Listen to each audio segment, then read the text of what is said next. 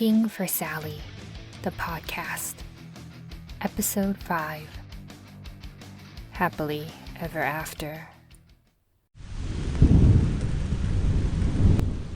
The country roads lengthen and narrow in front of the speeding Mustang, going 15 miles over the speed limit.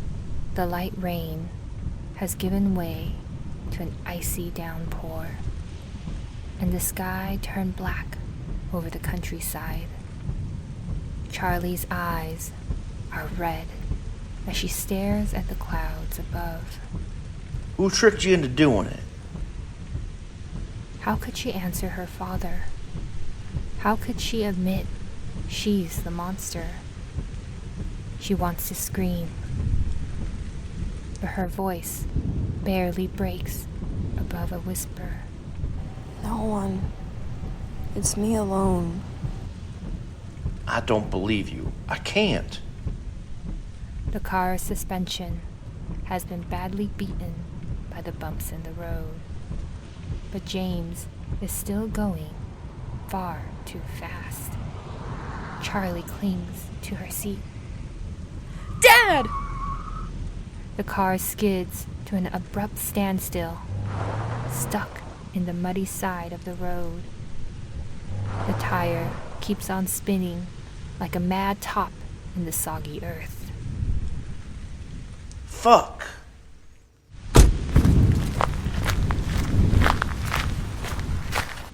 Charlie can't see anything in the pouring rain, but she feels the aftershock of her father's kick to the lodged tire. She feels his rage. Charlie muffles her sobs as James climbs back into the car and sits helplessly behind the wheel. Don't say you're sorry. Just then, 2 lights appear straight ahead, and the sound of an old engine rises in the middle of the downpour. The rusty pickup's headlights are blinding, and James uses his horn to signal their location. James gets out of the car again and comes face to face with a man in his 70s wearing a yellow raincoat, waving at him. In the glow of the headlights, the old man looks like a divine apparition. Hey, how'd you end up here? We got lost and now stuck. Yeah, well, I can see that. I'm Joe. You're on my property. I'm sorry, James, and my daughter Charlie's in the car. I'm sorry. It's okay, don't worry. Let's see if I can help you get out of here.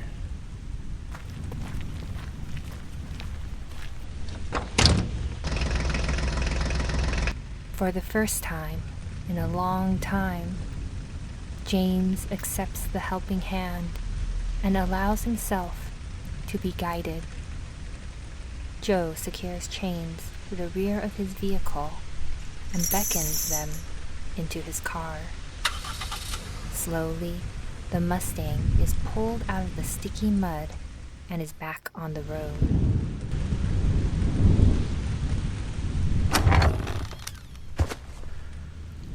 I can't thank you enough.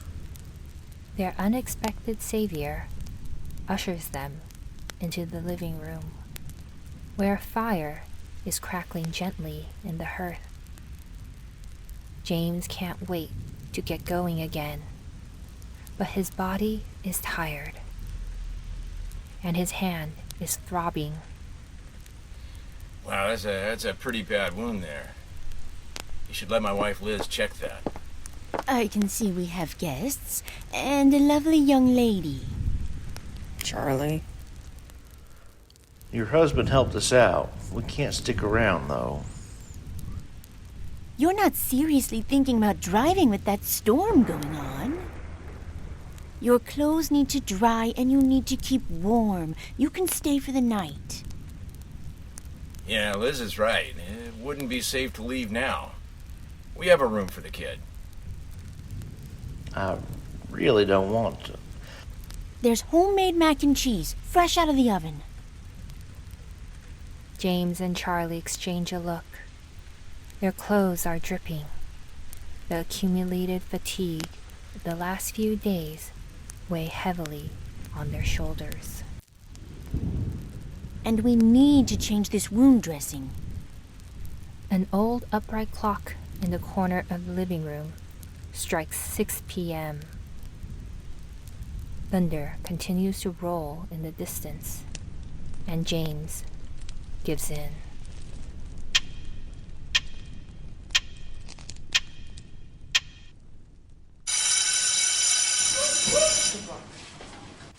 Hey, are you sure you don't want to hang around with us tonight? I really have to study if I want to be admitted.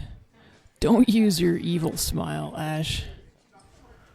Come on, it's probably the last time we'll all be together. The whole gang. You said that last time, too. Don't break my heart again.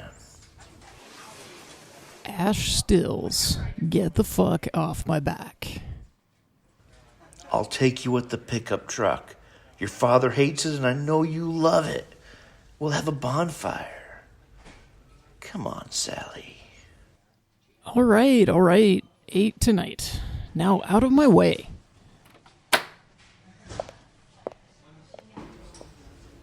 I love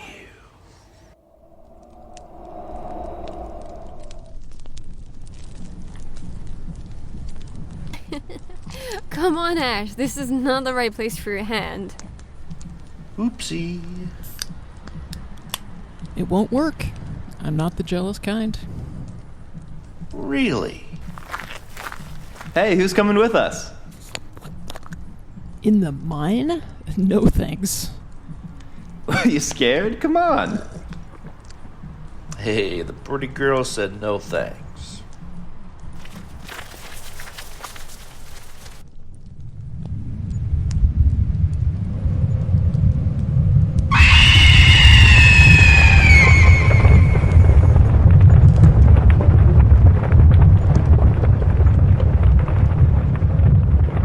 Oh my god. Sally opens her eyes.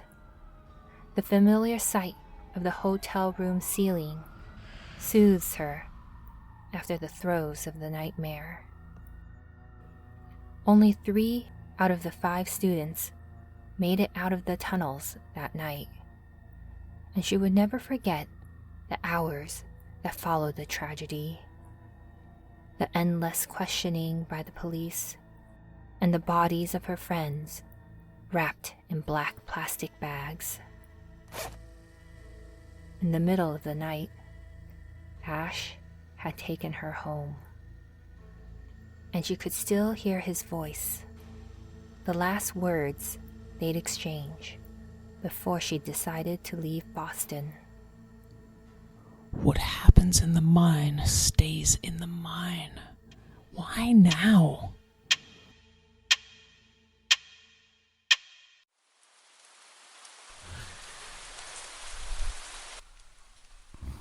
Charlie had fallen asleep, overcome by fatigue.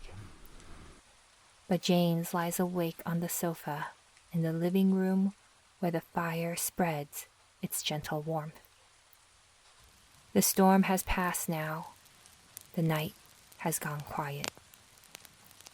And all James can think about is what awaits them, and when they will be back home together again. We too will have a place like that, honey. I promise. After one last glance at his phone, James slips under the covers and closes his eyes.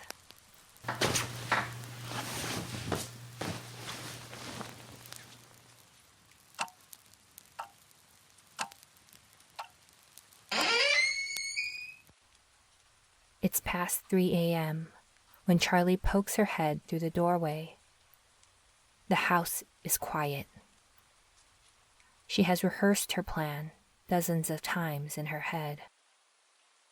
She pads quietly into the hallway as lightly as possible so as to not creak the wooden floor. She's dressed and carrying a loaded backpack.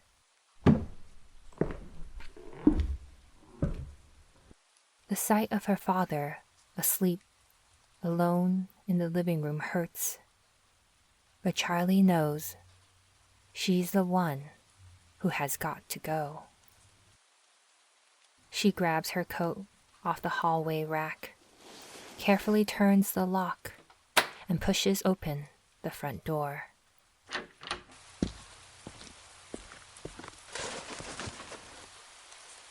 An owl hoots in the night. Charlie knows she must be quick. She turns on the flashlight of her cell phone and starts walking towards the road.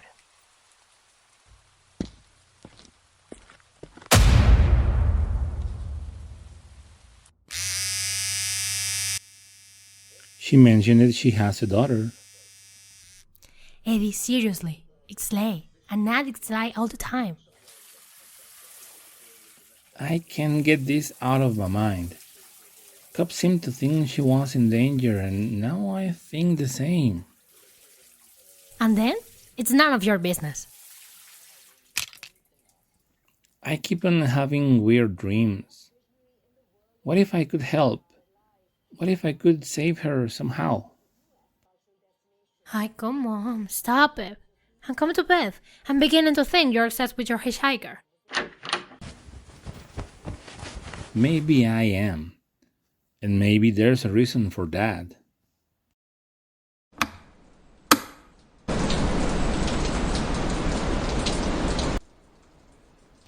The fire slowly burns itself out. James's sleep is disturbed, filled with strange dreams, the taste of earth in his mouth, and that sensation of pebbles scraping his throat. James shivers and realizes that his freezing fingers are not from a dream. A cold draft has entered the living room from the open front door.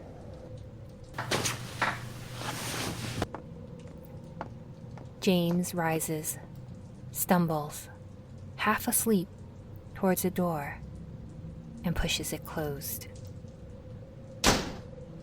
That's when he notices Charlie's jacket is not hanging on the rack.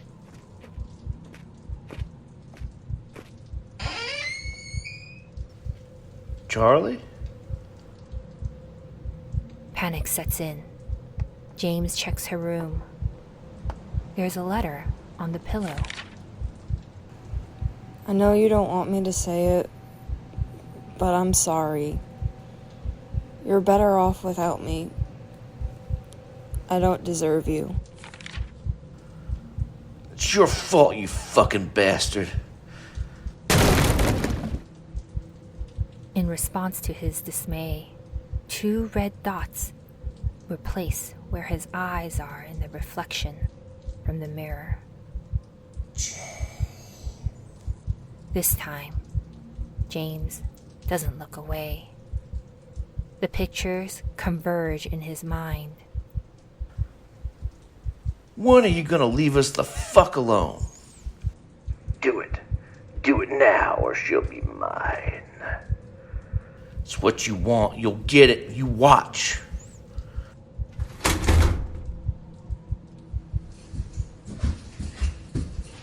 Compelled by an unspeakable rage, James runs down the stairs to grab the poker, still hot from the evening's fire. Then he climbs back upstairs. The beast swarms and stirs in his gut, howls. James opens the front door to their host's room. Joe and Liz are fast asleep. James brings the poker down on Joe's skull, then Liz's, then again and again. Blood splatters on the pillows, and he keeps bringing it down until the bones break and the gray matter drains out. The old lady's face is unrecognizable, crushed, deformed, ripped. James drops the poker, runs down the stairs, and grabs his things. He's there. James can smell his breath. But he's not done yet. So he heads for the shed, where tools and supplies, too toxic for the house, are stored. He grabs a canister of gasoline, paint thinner, anything with a flammable label on it, and pours it inside the little house. Then he reaches into his still damp pocket. Fuck. It's the last match. His hands are shaking badly as James struggles to light it. He throws it into the pool of accelerant, runs out, gets into the Mustang, and peels off.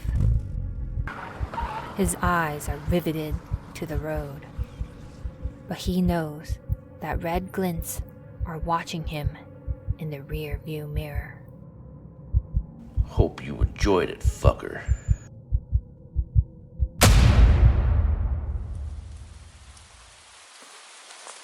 Daylight breaks on the road that seems to lead to nowhere. Charlie adjusts the bag on her shoulders, and if she had glanced back, she would have seen the flames reddening the sky. Please get out. Kid, hey kid. You shouldn't be out here on your own. We're in the middle of nowhere. I noticed, you idiot. I can drive you to town if you get in the car. No thanks. Come on, kid. We both need company. Oh, be kind. The man grabs her sleeve and pulls her towards him. Fuck you! I said no! The knife is in her back pocket. She could grab it and stab him. But she hesitates. The man wobbles, obviously drunk, and she chooses to kick him in the crotch instead. Then Charlie runs and throws herself into his car, the engine still running. She shifts the gear into drive and hits the gas. I can take care of myself, you drunkard. The man reaches for the door, but Charlie speeds up and leaves him cursing and kicking on that empty street. Her heart is pounding. As the man's silhouette fades in the rearview mirror, an exhilarating feeling overwhelms her. This is so freaking cool. After a few miles, a road sign indicates Layton. The town was closer than she had thought, but just as she enters the final bend, a raccoon darts out. Charlie swerves, and the car falls into a ditch. What are you gonna do now, little Charlie?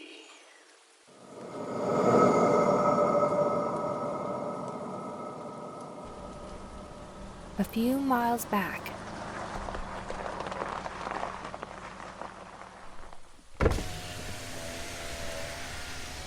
Dude, a kid just stole my car. A teenage girl with a star sewn on her backpack. What? How'd you guess? James doesn't look back as he drives on. Soon, he sees the back of a sedan sticking up from a ditch, front doors unseen. A familiar figure emerges from the vehicle, holding on to a damaged door. His blood runs cold. Charlie? Charlie! Charlie bursts into tears. James wipes them away and takes her in his arms. The relief barely eclipses the terror. Charlie, are you okay? I think so. Never do that to me again. I'm sorry. Only then does she notice that her father's hands are covered in blood. For a moment, she thinks it's hers and touches her face. Dad. There's blood all over your hands, Dad. It's over now. He's not coming back. Let's go.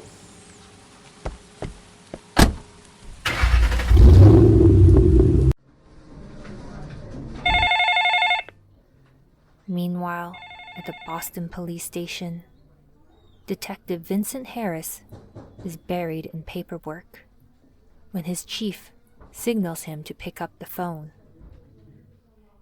Harris knows it's a sign that trouble is coming. Hello? Yeah, Detective. Officer Sherman here, Seattle PD. I've been told you're the man to reach. Yeah, the boss thinks I don't have enough work. Please, go ahead. Well, we've been looking for this woman, Sally Anderson. She left home 1 week ago and her husband took off, supposedly to find her. I feel there's a but. Yes, there is. We found traces of blood at their home, and we have a witness ready to testify that the husband abused his wife and kid. That doesn't look good. Nope, not at all. We also have serious leads indicating the wife's in Boston right now. Apparently she was born and raised in Boston, and her sister Grace still lives in Back Bay. We reached her, but she has no news from her sister. Any ideas where she can be? We're currently checking the hotels. And you'd need our help. Sure, send me what you have. Will do, Detective. I'm really concerned about the kid. Her name's Charlie. She's only 14. I understand. I promise we'll do our best to find them.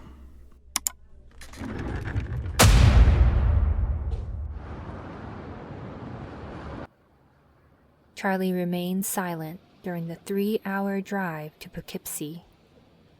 Her father never looked away once from the road, gripping the steering wheel so tightly that his knuckles turned white.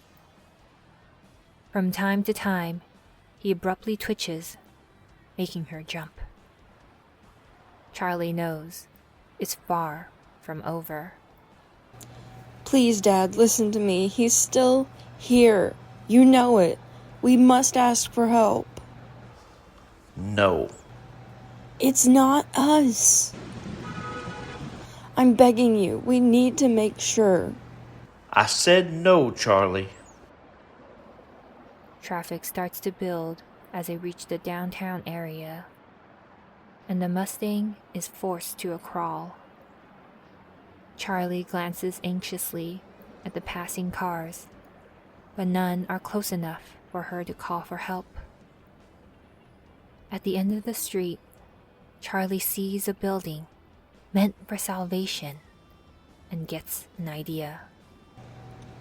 It wasn't you. Please. Enough. His teeth are clenched. He's sweating. Charlie knows he's struggling. The other guy is too strong. If she doesn't act now, they'll be back on the highway, and it'll be too late. So without thinking, Charlie grabs the steering wheel and throws him against the sidewalk. Charlie! Calm down, please. It's okay. Lean on me.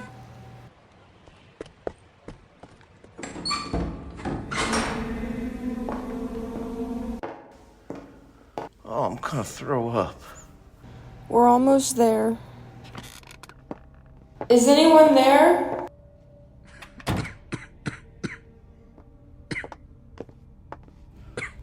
Can I help you? Please. I believe my father is possessed. Father O'Neill stares at the teenager and her disoriented father, who had just come into his church. James is breathing hard, livid, and sweating despite the cold weather. His irises shine with a golden gleam. Let me talk to him. His name is James. Please help him. Son, can you hear me? It's so wrong. What's wrong? What do you mean? Bastard.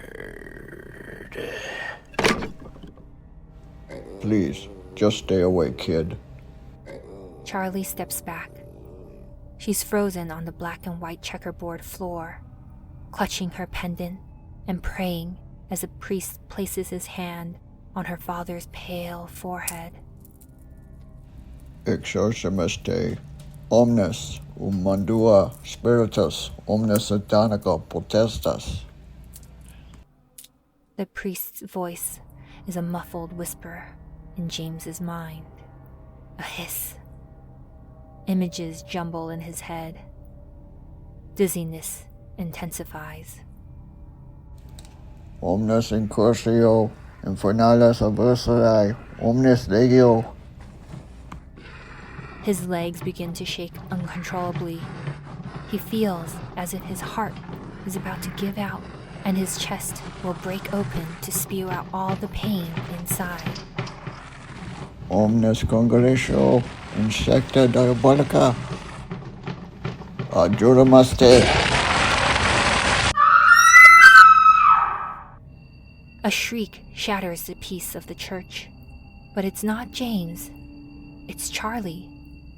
She's been lifted from the ground by an invisible force, floating midair.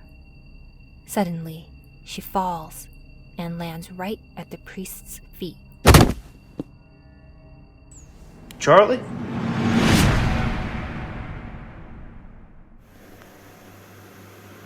The hotel room curtains are now fully open. Sally's bags are packed and ready to go. The messy room, now neat. Sally takes another anxious glance at her cell phone. Nothing. She tries to focus on sewing her torn coat pocket with the miniature sewing kit that hotels provide. I hope I'm right.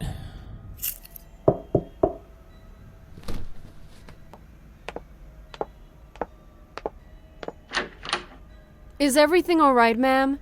Do you want us to bring up your meal today? No, not today. My husband will be coming to pick me up any minute. Thank you.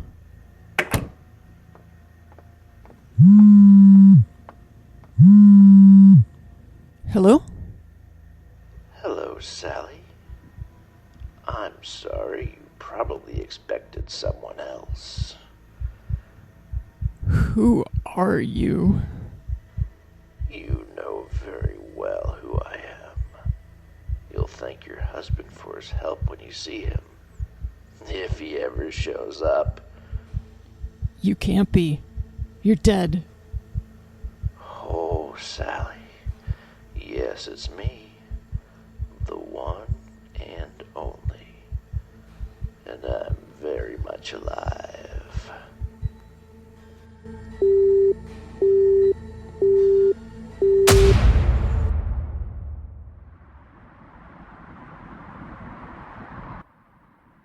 Dusk turns the sky red as a Mustang pulls into Back Bay.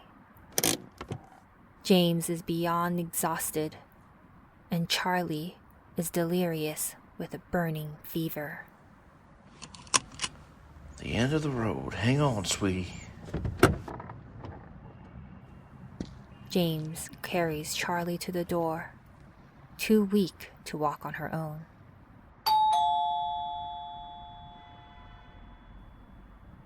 A light comes on, and a shadowy figure approaches. Jay? What the hell are you doing here? Sally's in Boston. She ran away. I know the police called, but they didn't want to tell me. Why is her cell phone off and what happened? She had a delirious episode. We came all the way to find her. I need you to take care of Charlie so I can go pick her up at the hotel. Please. What's wrong with Charlie? God, she's burning. She got sick. Set her down on the couch. I'll give her something to break the fever. Look, I don't want to know what's going on between you and my sister or if you fucked up again. Just fix it and leave the kid out of this. I'll bring your mom back. We'll be together soon. I love you, my baby girl. Grace watches him walk back to the car. As soon as the headlights disappear around the corner, she returns to the living room where Charlie is lying on the sofa. Gently, Grace removes her jacket and pulls her sleeves up over her forearms. Her whole body is hot. God, what has he done to you? The scratch marks that Charlie has left on herself are red and swollen. There looks to be a second-degree burn in the same shape as the cross necklace around her neck. Grace stands up, determined. She has to do something. Hello. I'd like to speak to a police officer. I want to report a child abuse.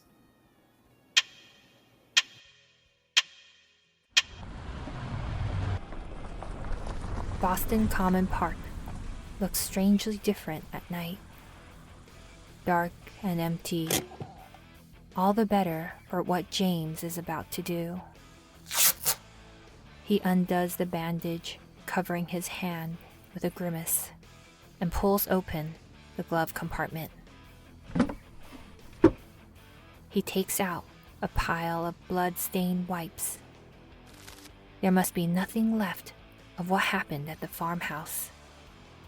Sally must never know. He gets out of the car, throws the blood-stained wipes in the park's trash can. Under the light of the street lamps, he examines the wound on his hand. This is over. Back in the car, James sees his flask in the open glove box. Maybe alcohol will help ease the pain, make things easier. Just one sip. But before he knows it, James has finished the entire flask, and the streetlights all have a pleasant halo around them. He's ready to go get his wife. The Mustang takes off, goes along the park to the main street to the hotel, swerving in and out of lanes as he drives. He parks the Mustang poorly, in the middle of two spots. Honey, I'm home. The receptionist gives him a strange look, but doesn't say anything. James stumbles for the elevators. The elevator doors open onto the second floor. He tries to remember Sally's directions, moves forward. His heart is in his throat. 206.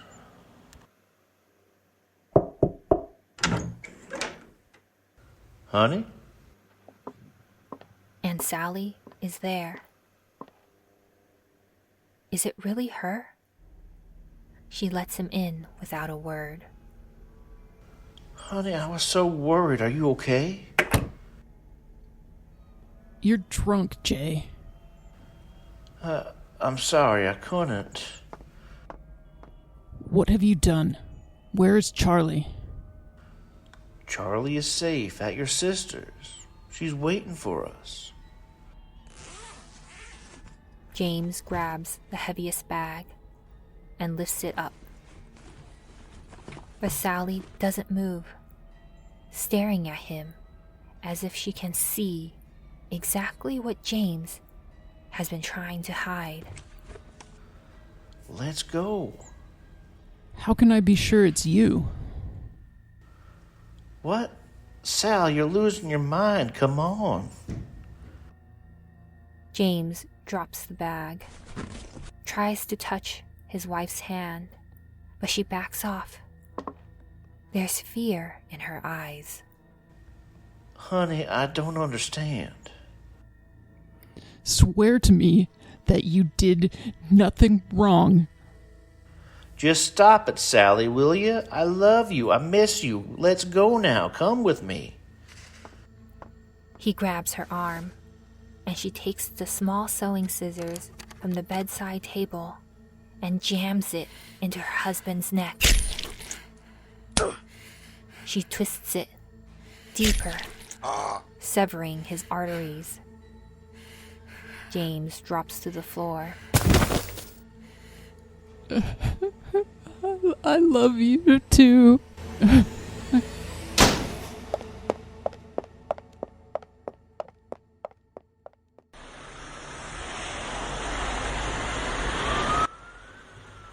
In Back Bay, the flashing lights of a police vehicle illuminate the inside of Grace's living room.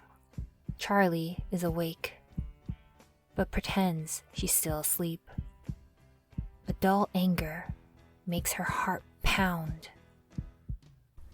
So, you got any idea where her mother is? He wouldn't tell me. Do you know the license plate number? No, but you can't miss it. It's a red Mustang. He's so fucking proud of his car. Charlie carefully opens her eyes to assess the situation.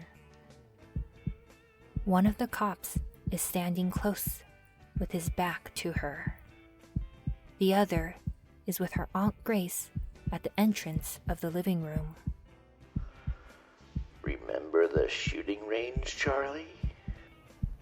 Jay has always been unstable ever since they got married. Are you ready to testify? Stop lying! No, Charlie, no! You fucking bitch!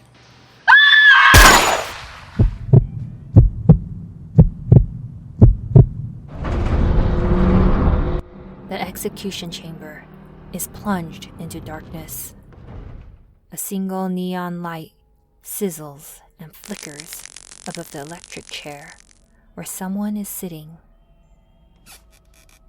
The man begins to stir, shaking his head.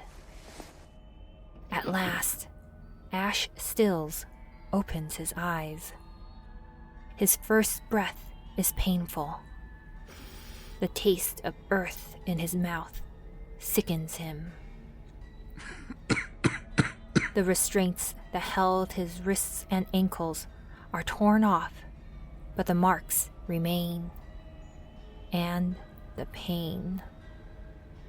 The cap he wore on his head during the fatal discharge is now on the ground at his feet, charred along with the soaked sponge.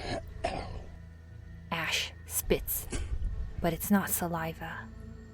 It's dirt mixed with gravel and blood. He rolls up the sleeves of his prison shirt. There's a familiar name tattooed on his forearm.